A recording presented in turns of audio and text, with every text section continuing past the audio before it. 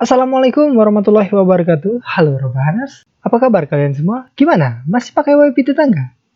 Kembali lagi bersama saya, Amal Kadapi. Di video kali ini saya akan memberikan sedikit manfaat riset bersama tim saya mengenai syarat, kriteria, serta langkah-langkah untuk mengembangkan media pembelajaran. Baiklah, tanpa berlama-lama lagi, langsung saja cari posisi rebahan, siapkan cemilan, berhenti chattingan sama mantan, dan intro dulu.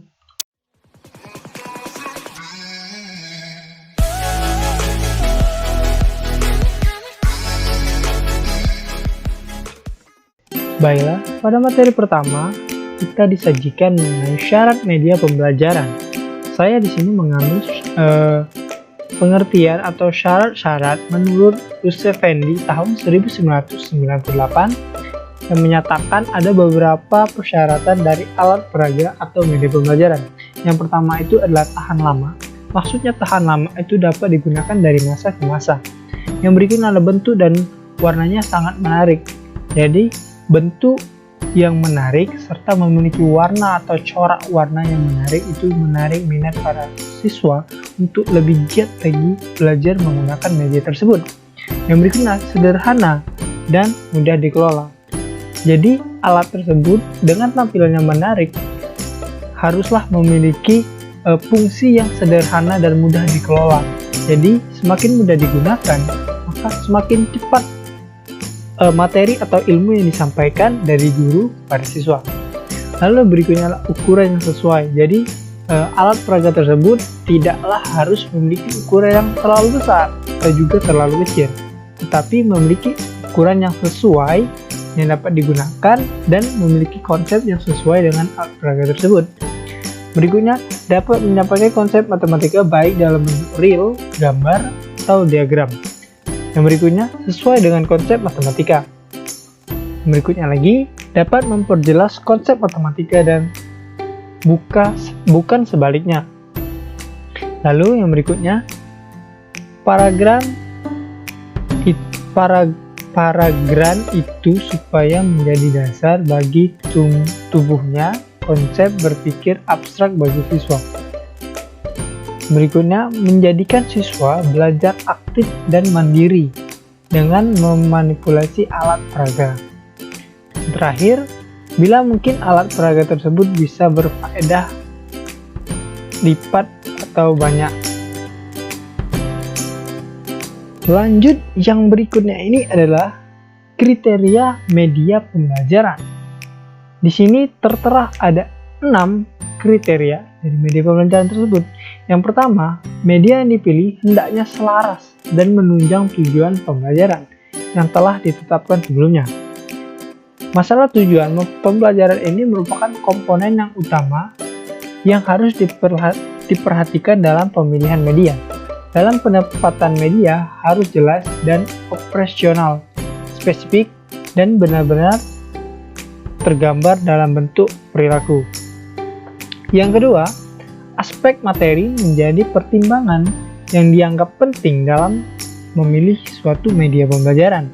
Sesuai atau tidaknya antara media dengan materi yang digunakan akan berdampak pada hasil pembelajaran. Yang berikutnya adalah yang ketiga, kondisi siswa dari segi subjek belajar menjadi perhatian yang serius bagi guru dalam memilih media yang sesuai dengan kondisi anak.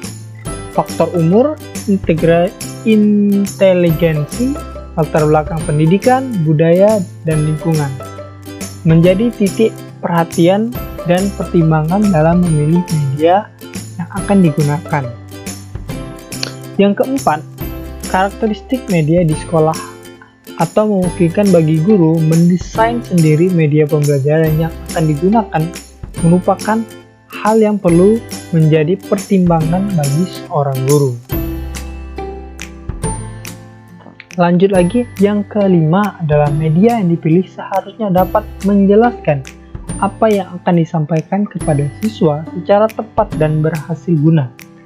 Dengan kata lain, tujuan yang ditetapkan dapat dicapai secara optimal atau maksimal. Lalu yang terakhir atau yang keenam, biaya yang akan dikeluarkan dalam pemanfaatan media pembelajaran harus seimbang dengan hasil yang akan dicapai nantinya. Jadi tidak ada yang namanya kerugian dalam pembuatan media pembelajaran. Lanjut, materi yang terakhir hari ini adalah langkah-langkah yang digunakan untuk mengembangkan media pembelajaran. Di sini kita memiliki 6 langkah-langkah. Yang pertama adalah menganalisis kebutuhan dan karakteristik peserta didik. Jadi pertama kita harus meneliti dulu, memahami dulu apa yang dibutuhkan oleh peserta didik dan apa yang dimiliki oleh peserta didik. Jadi kalau kita sudah tahu apa yang dibutuhkan dan apa yang dimiliki oleh peserta didik, barulah kita bisa membuat media pembelajaran dan mengembangkannya agar dapat lebih optimal atau maksimal digunakan oleh peserta didik kita. Yang kedua adalah merumuskan tujuan instruksional atau instruksional objektif secara operasional dan jelas.